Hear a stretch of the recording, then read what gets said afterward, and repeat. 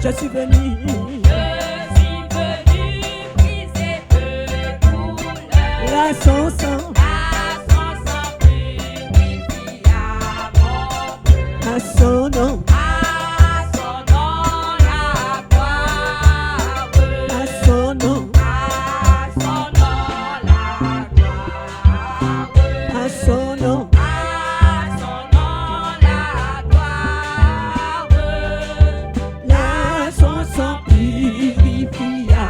mon cœur, à son nom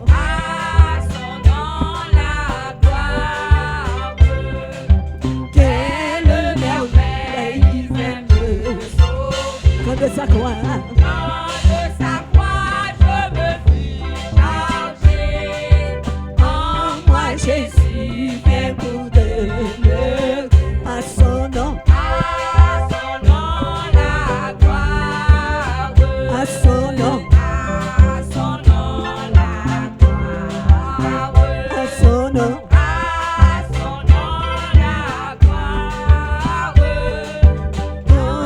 Jésus vient pour demeurer. À son nom, ouvrez-lui la porte, il restera. Ô fontaine effaçant le péché, donnant la vie au cœur des péchés. À Jésus je me tiens attaché. À son nom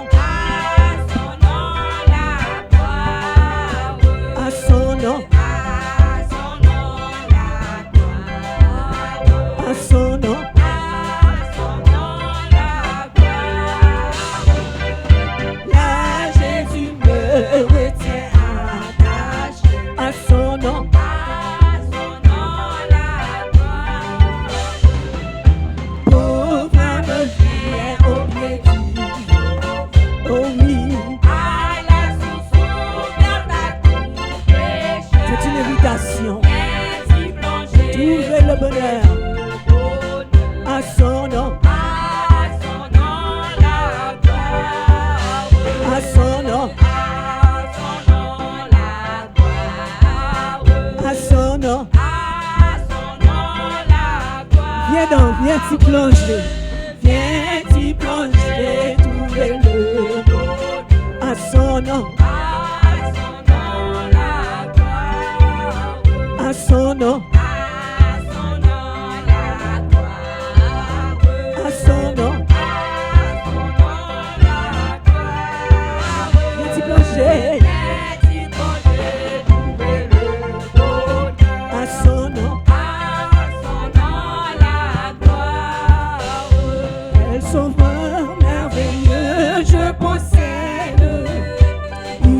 sacrifié pour moi et sa vie de son Seigneur pour mourir sur les femmes, pour attacher à la croix pour moi, attaché à la croix pour moi. Il a pris mon péché, il m'a délivré. Attaché à la croix pour moi, il renonce un moment à son trône pour le plan rédempteur de Dieu, déposant pour moi sa gloire. Un tel prix pour me rendre heureux. Oh, attaché à la croix pour moi. Oh, attaché. Il a pris mon péché, il m'a délivré. Attaché à la croix pour moi, méprisé, rejeté par les hommes, pour mes iniquités brisées. Il me dit, et ça c'est à toi aussi, c'est à chacun de nous. Oh, attaché. Attaché à la croix pour moi. Oh, attaché.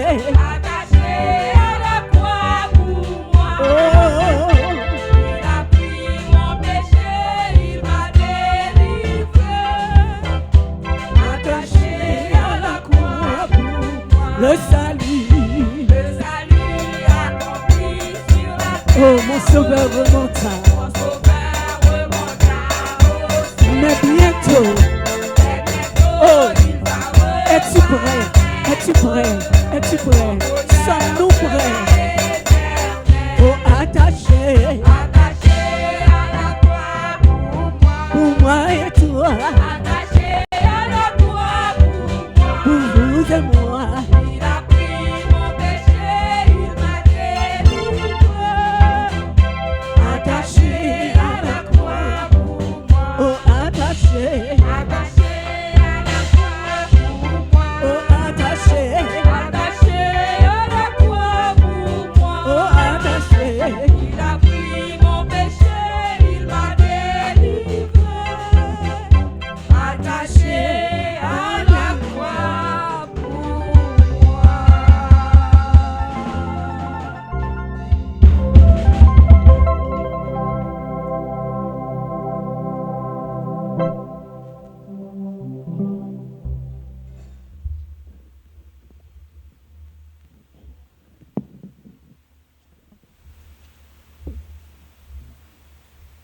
Je vous prie de rester debout pour la lecture de la cérémonie Sainte-Seine.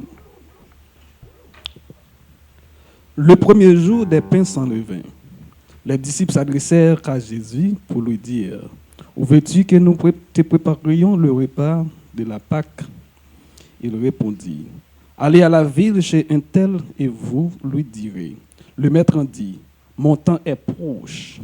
Je ferai chez toi la Pâque avec mes disciples. » Les disciples firent ce que Jésus leur avait ordonné. Et ils préparèrent la Pâque. Le soir étant venu, il s'est mis à table avec les 12. Pendant qu'il mangeait, il dit, « Je vous le dis en vérité, l'un de vous me livrera. » Alors, ils furent profondément attristés et chacun s'est mis à lui dire, « Est-ce moi, Seigneur ?» Il répondit, « C'est lui qui a mis avec moi la main dans le plat. C'est celui qui me livrera. Le Fils de l'homme s'en va, selon ce qui est écrit de lui. Mais malheur à l'homme par qui le Fils de l'homme est livré. Il vaudrait pour cet homme qu'il ne fût pas né. » Judas, qui le livrait, prit la parole et dit, « Est-ce moi, Rabbi ?» Jésus lui répondit, « Tu l'as dit. » Pendant qu'il mangeait, Jésus prit du pain, et après avoir rendu grâce, il le rompit, et le donna aux disciples en disant, « Prenez, mangez, ceci est mon corps. » Il prit ensuite une coupe, et après avoir rendu grâce, il leur donna en disant, « Buvez-en tous, car ceci est mon sang, le sang de l'alliance qui est répandu pour plusieurs, pour la rémission des péchés. Je vous le dis, je ne boirai plus désormais de ces fruits de la vie, jusqu'au jour où j'en boirai du nouveau avec vous dans le royaume de mon Père. » Après avoir chanté les cantiques et se rendirent à la montagne des Oliviers.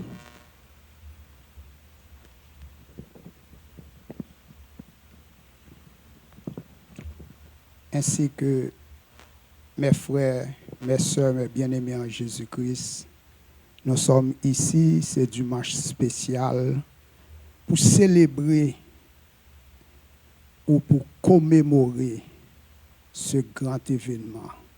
L'événement qui nous annonce que Christ était mort pour nous. Il était venu pour rendre sa vie en sacrifice.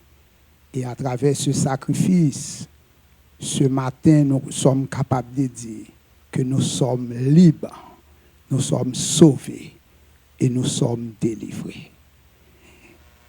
Matin, avec coupe ça qui l'emmène, qui sont symboles. Les Jésus-Christ a inauguré ça, il te prend pain, il dit, ça c'est comme qui pourra le briser, qui pourra le flageller, qui pourra le métruire pour nous. Et il te dit avec disciples, mangez. Ce matin, Christ a pris le pain. Il a dit, ceci est mon corps. Mon corps qui a été rompu pour nous, qui a été flagellé, qui a été métruit pour nous. Et car Isaïe a dit, il était brisé pour nos iniquités. Le châtiment qui nous donne la paix est tombé sur lui. Et c'est par ces maîtrisures que nous sommes guéris. Maintenant, nous prenons ce pain ça, comme Christ a dit, mangeons tous ensemble au nom de Jésus.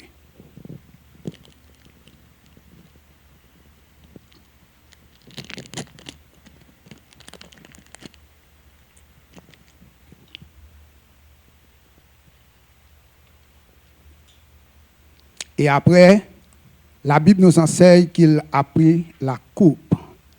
Il a dit, ceci est mon sang, le sang de l'alliance, le sang qui a été brisé pour nous à la croix.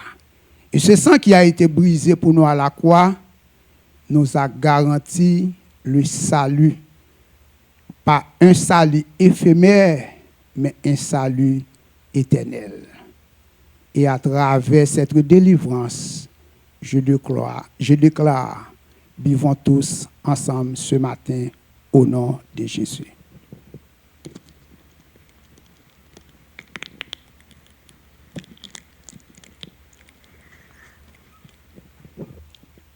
Ainsi que, pour terminer, je vais demander à notre pasteur de rendre grâce à l'Éternel pour ce grand sacrifice.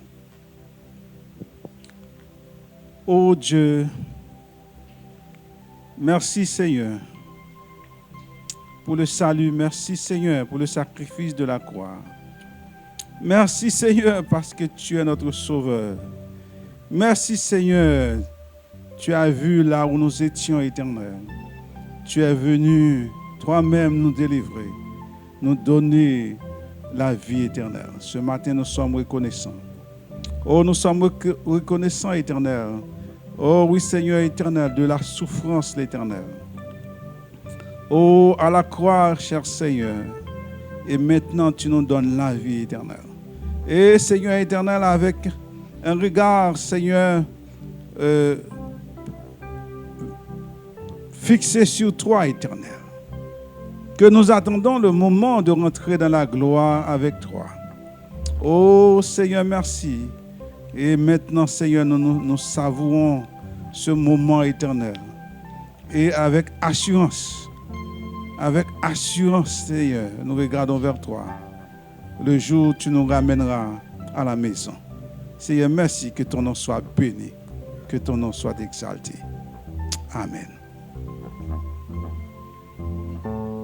Veux-tu briser du péché?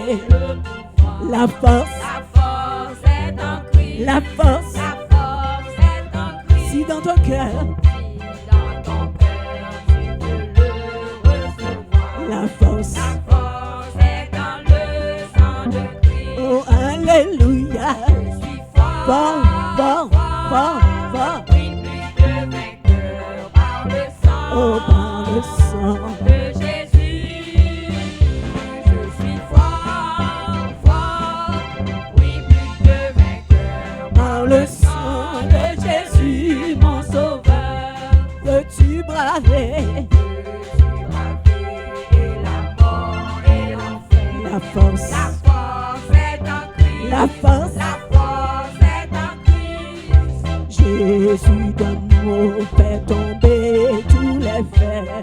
La force est dans le sang de Christ. Je suis fort, fort, fort, fort. Oui, plus de vainqueur par le sang. Oh, par le sang. De Jésus. Je suis fort, fort, fort, fort. Oui, plus de vainqueur par le sang de Jésus, mon sauveur.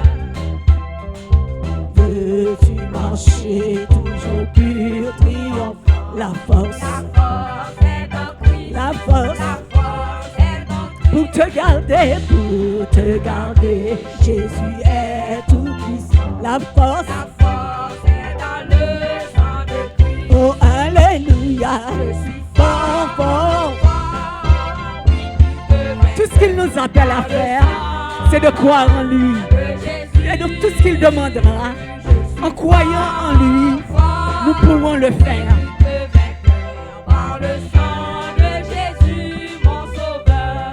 Veux-tu du ciel, Jésus du ciel, approcher chaque jour. la force, La force est en Christ. la force, La force est en Christ. avec Jésus, demeurer, la force. La force est dans le sang de Christ. Oh, alléluia. Je suis Fort, fort, fort. oui, plus que vainqueur. Par le sang Oh, par le sang. de Jésus. Oh, oh, oh, Je suis fort, fort, fort, fort. oui, plus que vainqueur. Par le sang de Jésus, mon sauveur. Veux-tu braver, veux-tu braver et la mort et l'enfer, la force, La force est en Christ. la force. La force est en Christ. Jésus de mots fait tomber tous les fers. La force est dans le sang de Christ. Je suis fort, fort, oui, plus que vainqueur par le sang de Jésus. Je suis fort, fort, fort, fort, oui, plus que vainqueur par le sang de Jésus, mon sauveur. Soyons forts, soyons forts, forts, forts, forts, Oui, plus que vainqueur. par le sang de Jésus. Soyons forts, forts, forts, forts. Oui, plus que vainqueur. Par le sang de Jésus, mon sauveur. We can force, we can force, force, force, force. Oui, qu'elle fasse en paix dans sa Christ. Oh, dans son Christ. Crucifié. Oh oui, oh oui. Qu'elle fasse, Force, force. oui, qu'elle fasse en paix dans précieux sang Christ, l'agneau bon Dieu. There is power, power, power. Wonder working power in the name of the Lamb. There is power, power, power, power. Wonder working power in the precious blood of the Lamb. Alléluia. Que le Seigneur vous bénisse. Asseyez-vous. Oui, gain force. Oui, gain force dans le sang de... Pas parce qu'on gain force, mais par le sang de Jésus. Par le sang de Jésus, nous sommes plus que vainqueurs. Alléluia. Nous sommes contents ce matin. Est-ce que vous êtes contents d'être à la maison du Seigneur? Oh, Dieu, à la personne à côté de vous, je suis content d'être ici. Moi content pour moi, moi content pour moi. Je suis content de vous voir. Jackie, je suis content de te voir. Dis à Jackie qu'on est content de... Jackie, nous contents. Jackie, nous contents. Oh, les enfants, nous sommes contents de vous voir. Alléluia. Dieu est fidèle. Dieu est bon. Alléluia, alléluia. Genèse chapitre 39. Genèse 39, nous allons considérer tout le chapitre, même je vais lire pour vous les 3 derniers versets. Genèse 39, 21 à 23. Genèse 39, 21 à 23. Je vais lire pour vous. Je vais vous demander de lire avec moi si vous n'avez pas de douleur, si vous n'êtes pas d'handicap qui vous empêche de vous lever. Si vous avez un handicap qui empêche de vous lever, pour le respect de la parole de Dieu, je demande de nous mettre debout.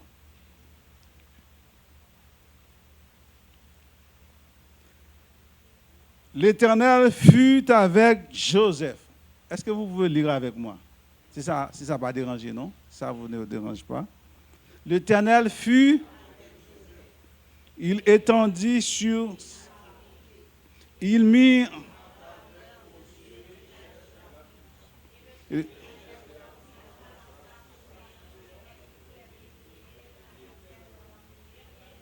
Et rien ne... Le chef de la prison ne prenait aucune... Parce que l'Éternel était avec lui. Et l'Éternel donnait de la réussite à tous ceux qu'il faisait. Amen. Asseyez-vous. Ce matin, nous allons voir la grâce dans la souffrance. La grâce dans la souffrance. Et nous souhaiterions vivre sans aucune difficulté. Si c'est possible, dire non à la souffrance. C'est pas vrai? Personne n'aime souffrir. Qui aime la souffrance aujourd'hui? Personne n'aime la souffrance parce que nous ne sommes pas ni masochistes, ni stoïques, au point de chercher la douleur. Ça veut dire, je vais. Masochiste, c'est quelqu'un qui désire la souffrance ou la douleur. Il trouve du plaisir dans tout ce qui fait mal et désire la souffrance et poursuit les situations qui blessent. Vous n'êtes pas de ce genre, pas vrai? Vous ne cherchez pas, vous ne prenez pas de plaisir dans la souffrance, pas vrai? Ok. Les stoïques, ou quelqu'un qui est stoïque, on dit que c'est complaire. Il se complaire dans la souffrance. Il cache ses émotions. Il refuse de montrer sa douleur. S'efforcer de rester impassible. Parfois, les hommes sont stoïques. Hein, oui? Il faut avouer, parfois, les hommes cherchent à cacher leurs émotions. C'est pas vrai? Si ça fait mal, il faut avoir le courage de dire oui, ça fait mal. Ça fait mal. Ça n'enlève rien en vous. Ça n'enlève rien en vous. Il faut démontrer, faire exploser vos émotions. Pourtant, il est impossible de traverser ce monde sans connaître la souffrance. C'est vrai? On ne peut pas vivre dans ce monde sans souffrir. Toutefois, la révélation, la parole de Dieu nous dit, à travers Jean, dans le livre de l'Apocalypse, nous sommes appelés à un monde où la souffrance n'existera plus. Est-ce que vous êtes là? Un monde à venir, selon Jean, il n'y aura plus de mort. Plus de souffrance, mais de souffrance. Mais nous ne sommes pas encore dans ce monde, pas vrai? Nous attendons. Nous gémissons, comme Paul dit dans le livre des Romains.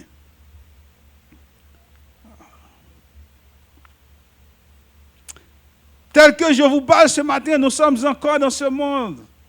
Et notre plus grand désir est de demander à Dieu de nous accompagner à travers cette étape de la vie. Quand la souffrance nous frappe, nous demandons à Dieu de nous accompagner, de nous donner la force pour passer à travers cette situation.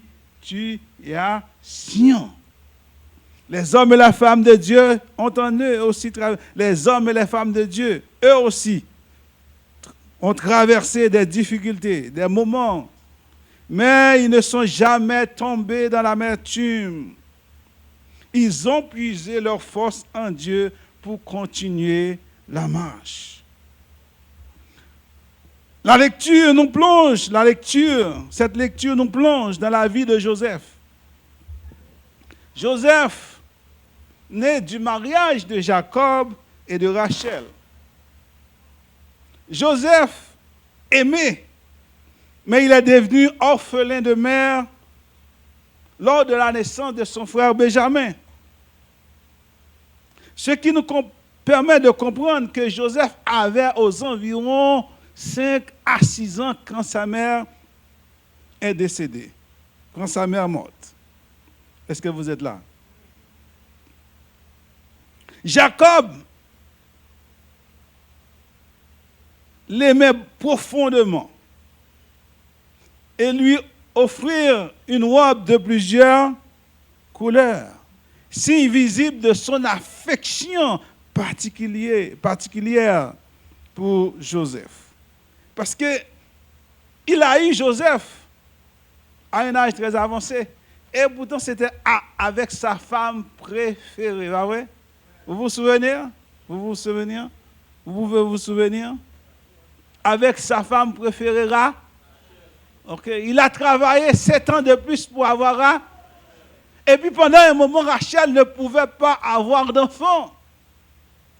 C'est pour dire à quel point il aimait Joseph.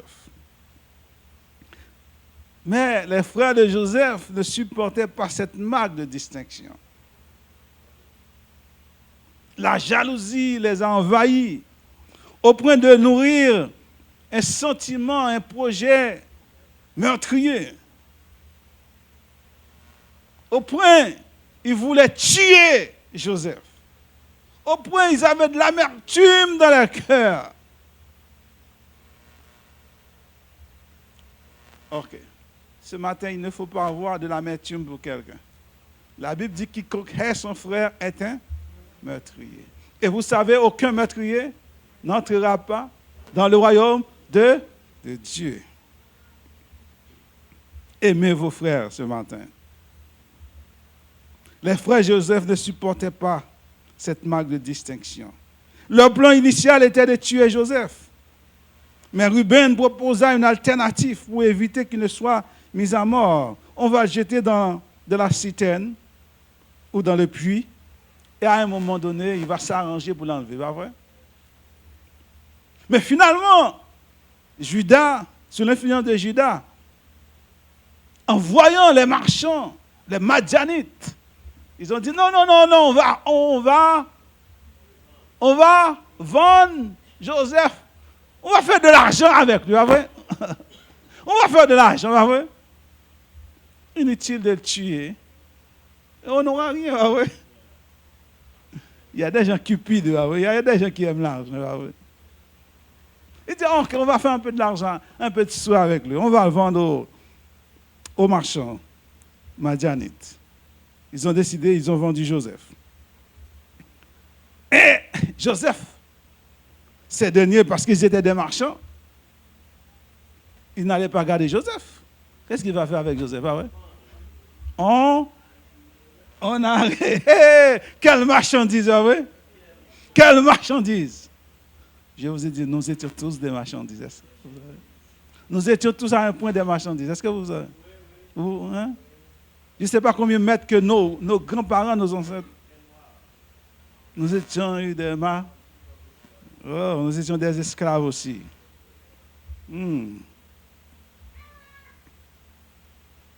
Ces marchands ont vendu Joseph à Potiphar, un officier de Pharaon en Égypte. Ils ont fait plus de l'argent. Okay? On l'a acheté, mais on veut faire du profit. Ce matin, nous allons regarder 3 petits points. L'Éternel étendit sa bonté et sa faveur sur Joseph. Face à l'injustice, la bonté de l'Éternel est toujours là. Face à l'injustice, la grâce de l'Éternel est toujours là. Non seulement sa présence aussi est toujours, même que vous ne le voyez pas, mais il est toujours là. Ah oui? L'Éternel accorda la réussite à Joseph. Laisse-moi vous raconter cette histoire, cette illustration. L'histoire de Horatio Stafford. Cet homme était un avocat chrétien respecté dans la ville de Chicago au 19e siècle. Sa vie semblait bénie. Il avait une belle famille, une bonne situation financière solide, un engagement profond dans l'Église. Mais quelques années, tout s'est effondré. En 1871, le grand incendie de Chicago a détruit presque toute sa fortune immobilière. Il perd tout ce qu'il avait construit, mais il continue de servir l'Éternel fidèlement. Peu à peu, son jeune fils meurt subitement. La famille est brisée, mais cet homme garde la foi. En 1873, il envoie sa femme et ses 4 filles en Europe pour se reposer. Le navire heurte un autre bateau et coule en quelques minutes. Ses 4 filles meurent noyées.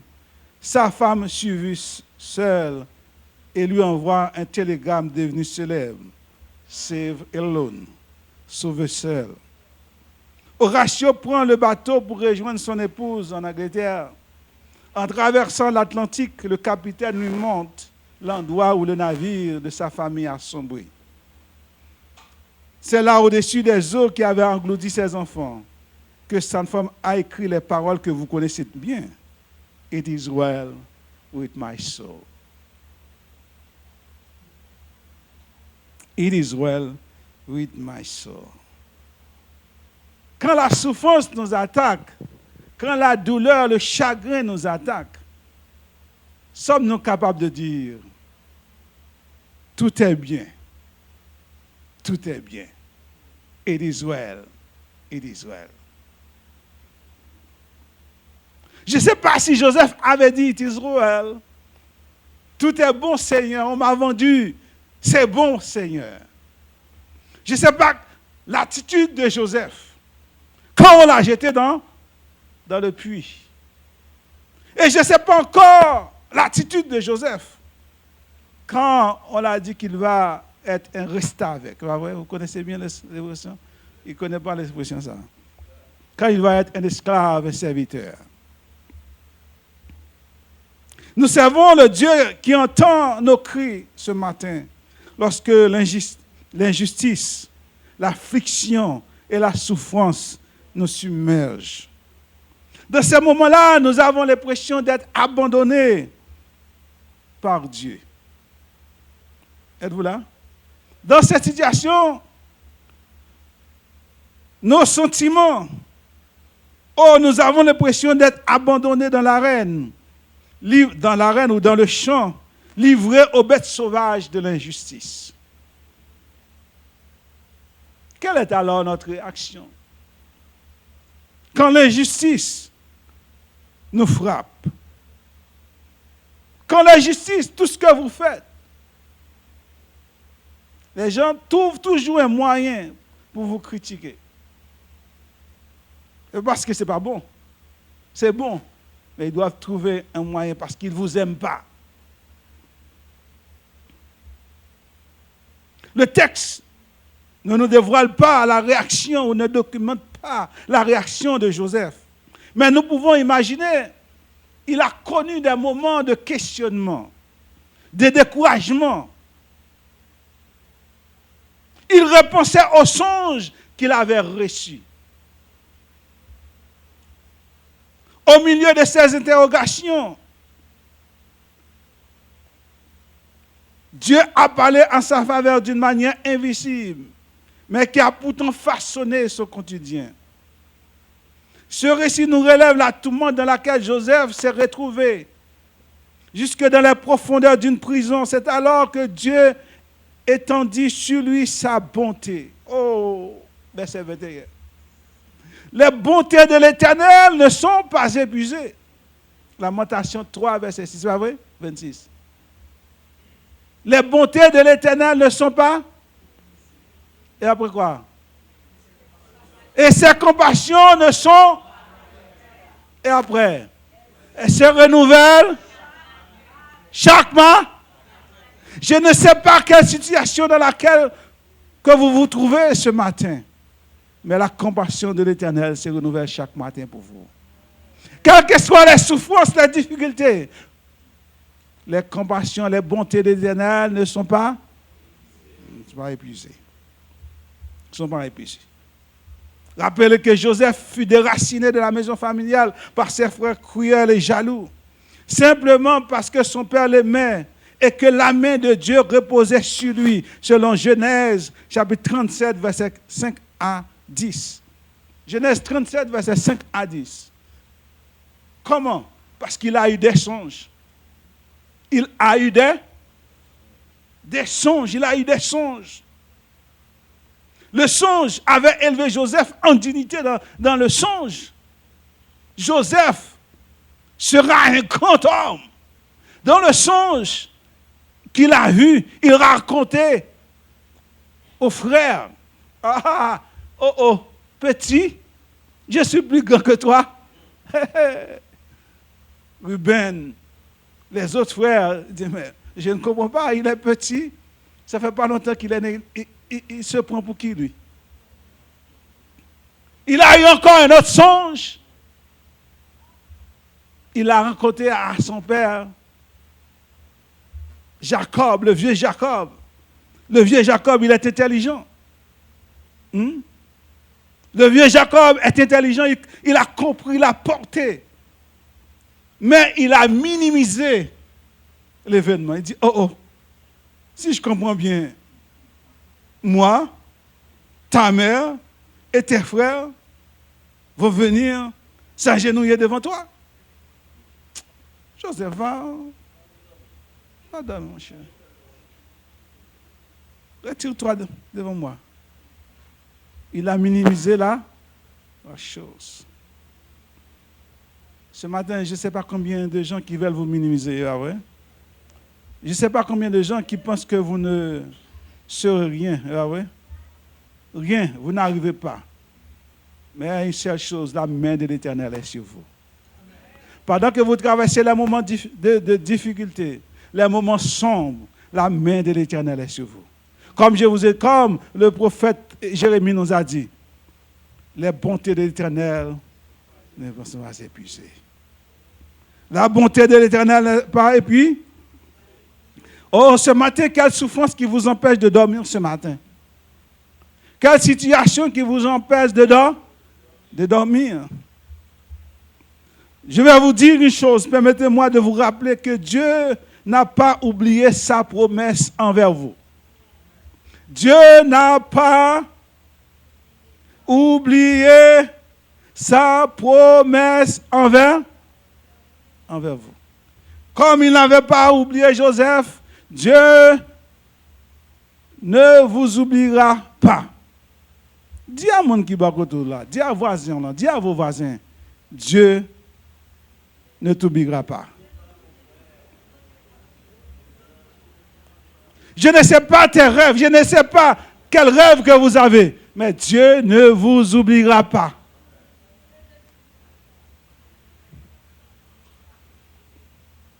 Il a un temps bien déterminé pour vous relever. Il a un temps bien déterminé pour vous délivrer et pour vous restaurer. Pourquoi? Parce que Dieu est fidèle. Parce que Dieu est fidèle. La bonté ne s'arrêtera pas là. Il continuera de faire sa route.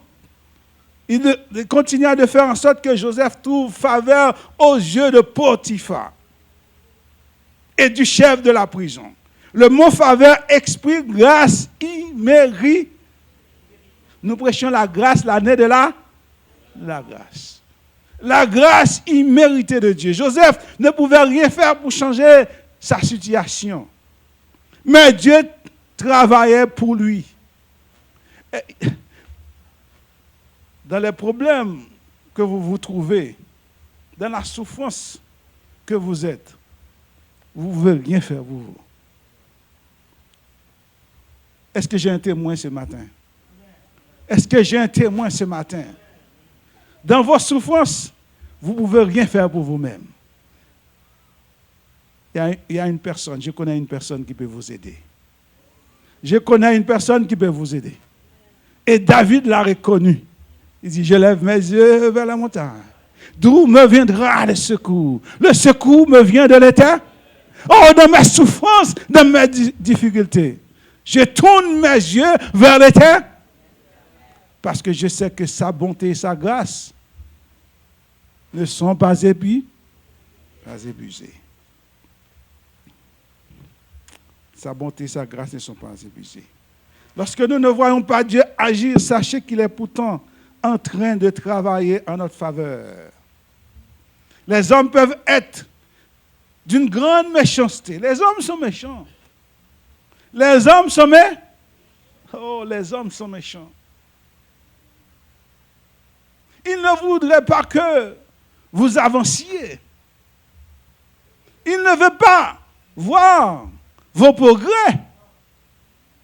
Ils ne veulent pas voir que votre situation change. Parce que leurs cœurs sont méchants. Oh, le psalmiste dit, si Dieu n'était pas mon secours, mon âme serait bien vide dans la demeure du silence. Il y a un autre endroit, il dit, si Dieu n'était pas intervenu pour moi, il m'aurait englouti tout vivant. Tout vivant. Le verset 4 nous dit, Joseph obtint la faveur de son maître, qui l'attacha à son service personnel. Il l'établit comme intendant sur sa maison et lui confia la gérance de tous ses biens. Au verset 21, il est écrit, l'Éternel lui fit gagner la faveur du commandant de la prison. Le verset 22 ajoute, celui-ci confia le soin de tous les détenus qui se trouvaient dans la prison et la direction de tout ce qu'on y faisait. Cette faveur, c'est quoi ça?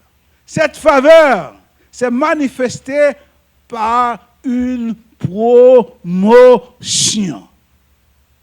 Quand au travail, on ne veut pas vous voir, quand c'est l'injustice qui règne, ne vous inquiétez pas.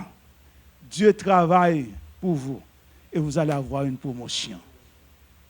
La promotion, peut-être la promotion n'est pas dans le travail. Est-ce que vous êtes là? Peut-être la promotion n'est pas dans le travail même, mais peut-être la promotion est à...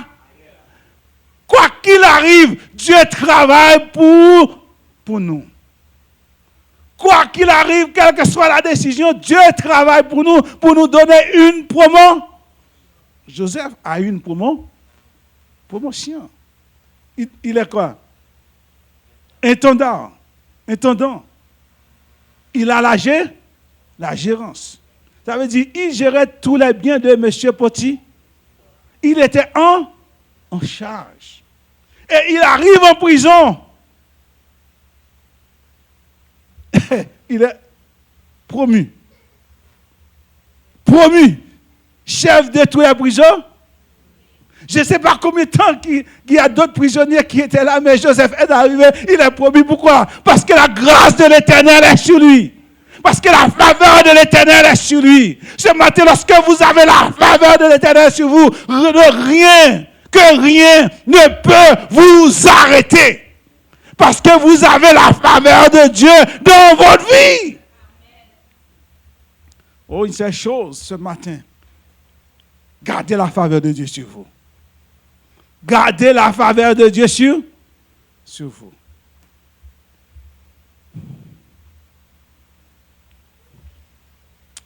Oh. Joseph a eu la faveur de Dieu. Mais cela n'est pas arrivé par hasard. Est-ce que vous êtes là? Joseph était discipliné. Dans la souffrance, il faut avoir la discipline.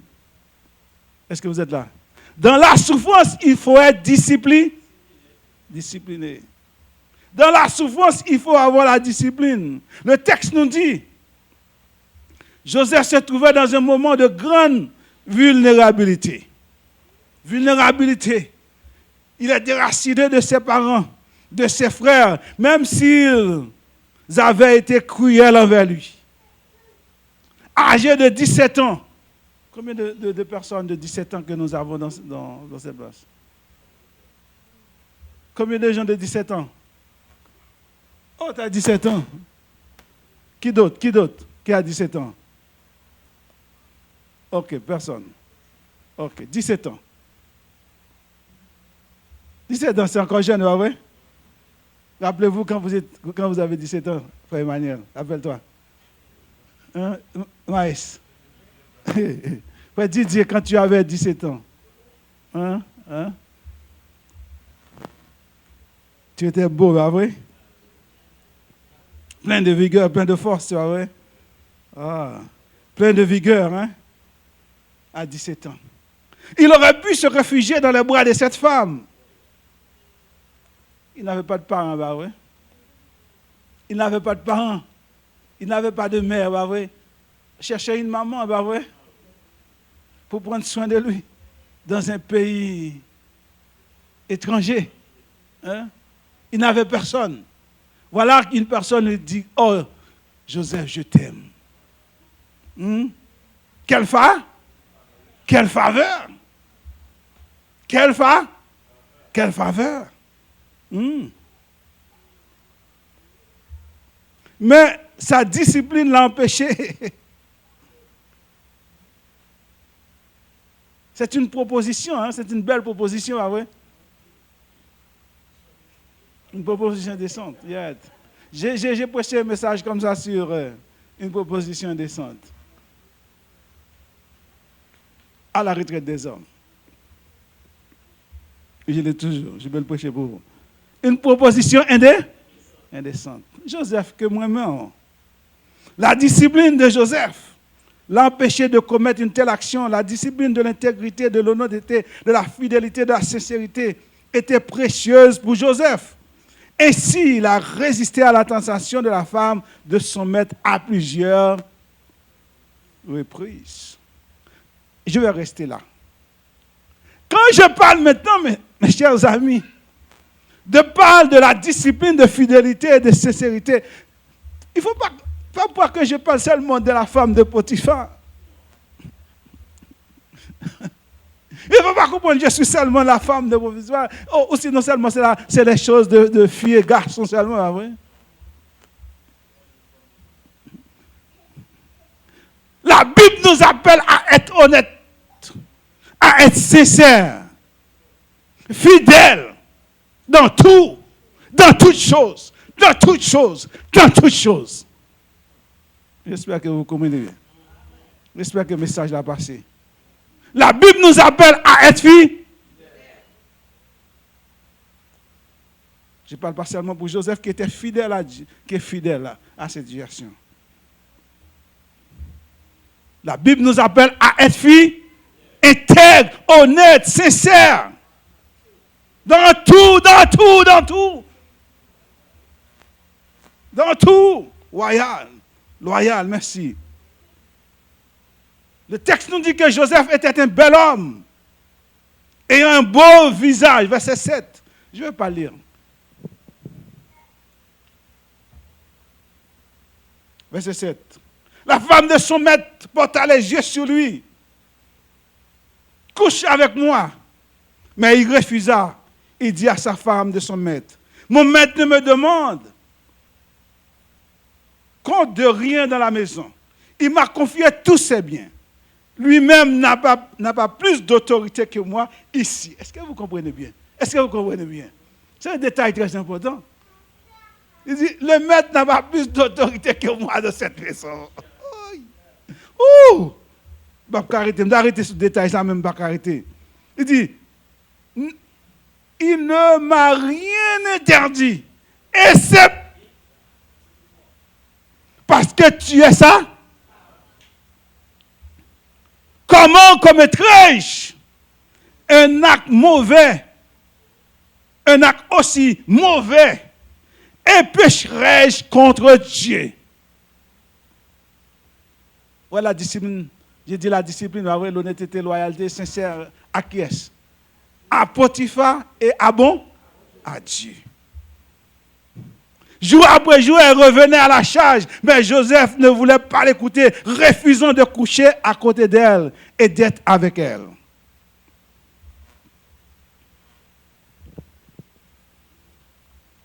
Il y a un prix à payer dans un monde où la discipline de l'intégrité, de l'honnêteté, la fidélité et de la sincérité ne sont souvent que de vains mots.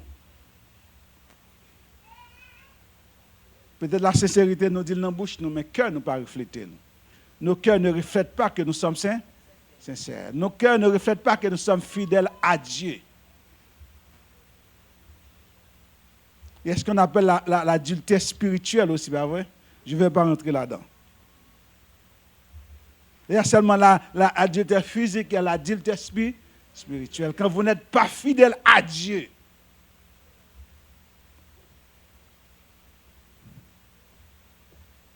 Ces valeurs pourtant essentielles peuvent devenir une source de souffrance pour ceux qui choisissent de les vivre réellement. La question demeure, que ferez-vous lorsque votre fidélité vous coûtera quelque chose?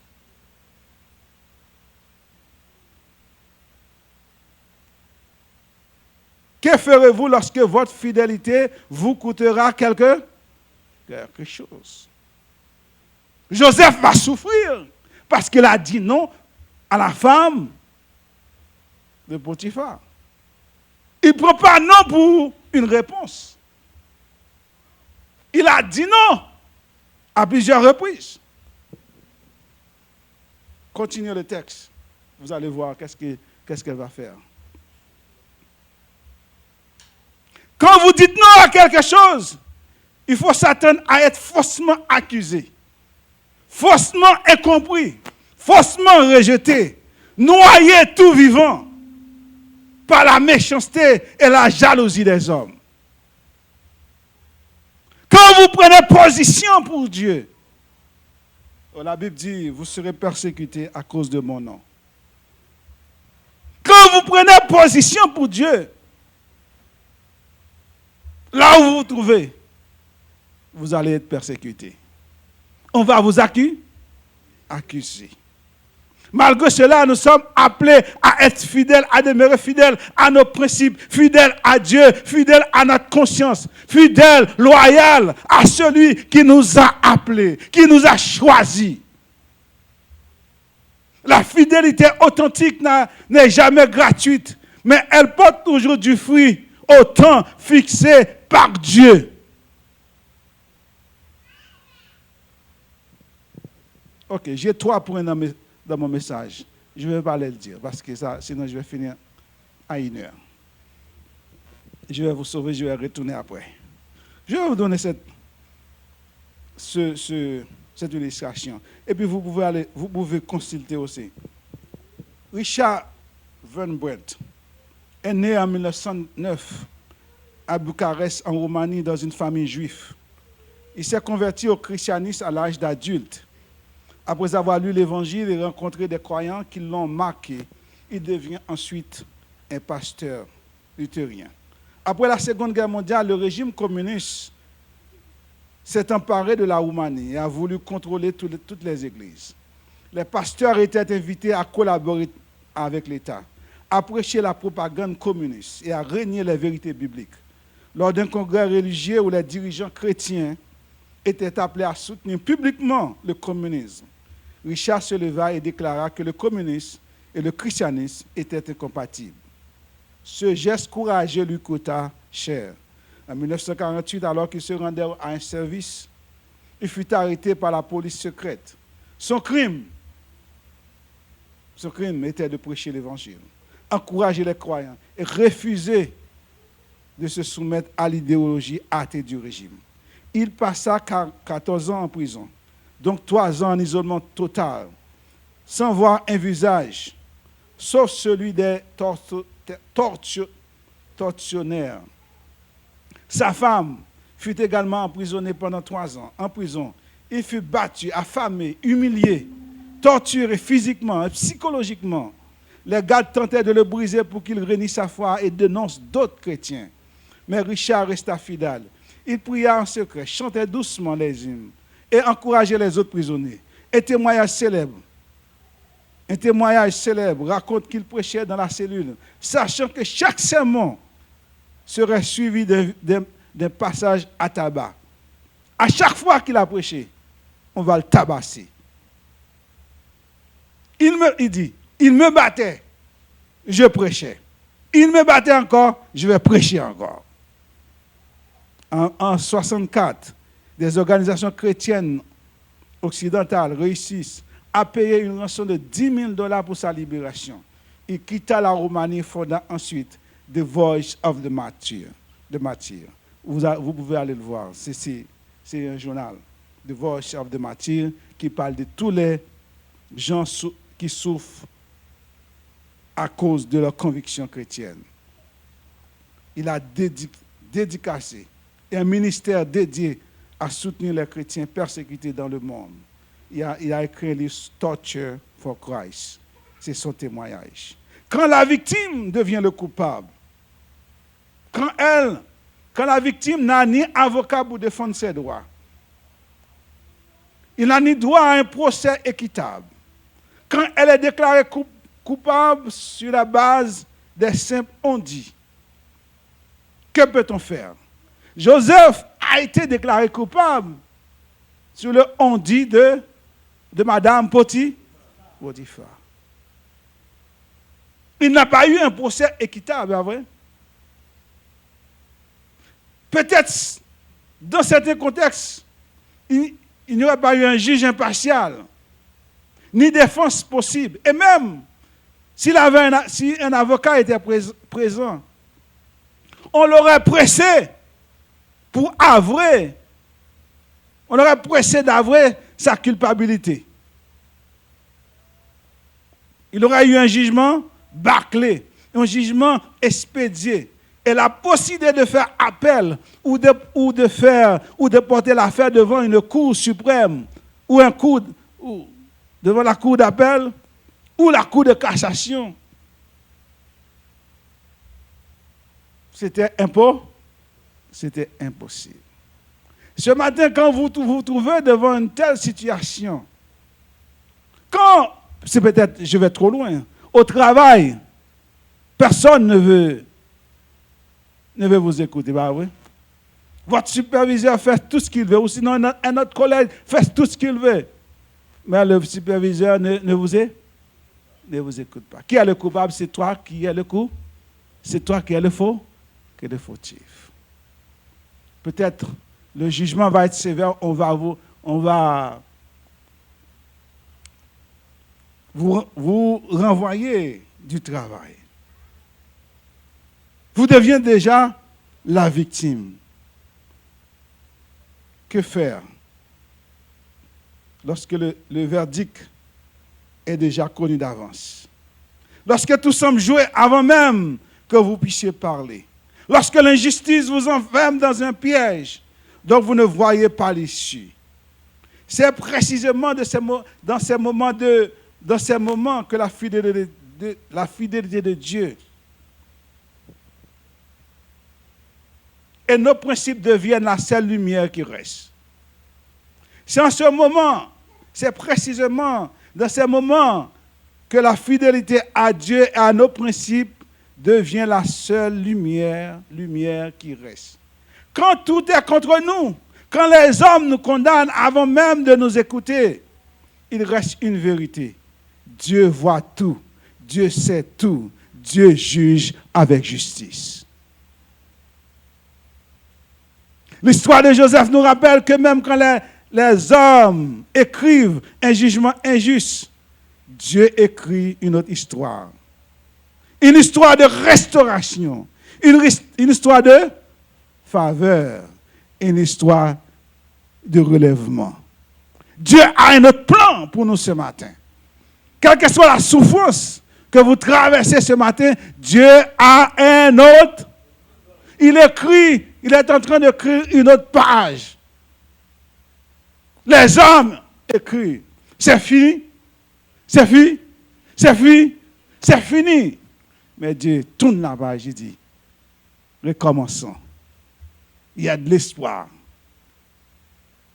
Restauration pour mon fils. Il y a de la vie. Moi, j'ai un projet pour vous. L'Éternel avait un projet pour Joseph. De la prison, il va sortir. Je ne sais pas quelle est la situation dans laquelle vous vous trouvez ce matin. Dieu a un plan pour vous. Dieu a un plan pour vous. Ne découragez pas dans la souffrance. Vous avez des questions, vous avez beaucoup de questions. Comme je vous dis, exprimez, vous pouvez parler à Dieu. Le chant nous dit, quel ami fidèle nous avons en Jésus-Christ. Il est prêt à nous entendre. Il est prêt à nous entendre. Dieu est fidèle, Dieu est grand. Et dans la souffrance, il y a de la grâce pour vous. Dans la souffrance, il y a de la... Dans la souffrance, il y a de la... j'ai fini. Dans la souffrance, il y a de la... Oh, pour celui qui traverse une injustice, Dieu n'a pas retiré sa faveur.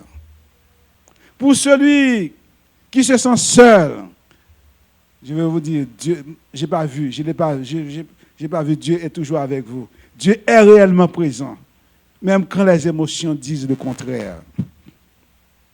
Pour celui qui ne voit pas les résultats, Dieu travaille dans l'ombre. Dieu travaille dans l'ombre pour... Il a travaillé dans l'ombre pour Joseph. Il a travaillé dans l'ombre pour Esther et Mardochée. Il travaillera dans l'ombre pour vous aussi. Quelle que soit la situation, il a travaillé dans l'ombre pour eux. Il a travaillé dans l'ombre pour Daniel. Il travaillera dans l'ombre pour vous. Quelle que soit la souffrance, quelles que soient les difficultés, les bontés de l'Éternel, les bontés de l'Éternel, les bontés de l'Éternel ne sont pas ses compassions, elles se renouvellent, elles se renouvellent, elles se renouvellent chaque matin. Et le psalmiste dit, les pleurs arrivent le soir et le matin, l'allégresse. Tous les jours ne seront pas que des nuits, mais il y aura des moments d'allégresse. Il y aura un moment de la joie. On passera pas toute notre vie dans la souffrance, mais il y aura de la joie. Oh, que Dieu vous bénisse. Que Dieu vous fortifie. Que Dieu vous accompagne. Que Dieu nous aide. Oh, mais avant les annonces, prions. Demandez à Dieu de nous donner la force. Quand nous perdons la force, quand nous n'avons plus de courage, demandez à Dieu de nous donner courage. Oh, c'est vrai, la souffrance n'est pas douce.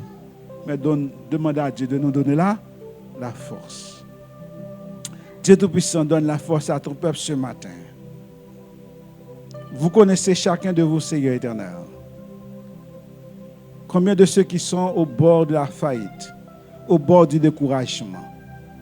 Seigneur, nous te demandons, éternel, sois avec eux, éternel. Oh oui, Seigneur, quelle que soit la situation éternelle, situation familiale, Seigneur, situation économique, l'éternel, émotionnelle, Seigneur, physique dans leur corps, éternel. Ce matin, nous te demandons une touche spéciale, éternel. Oh oui, Seigneur, une touche spéciale. Alléluia. Alléluia. Amen.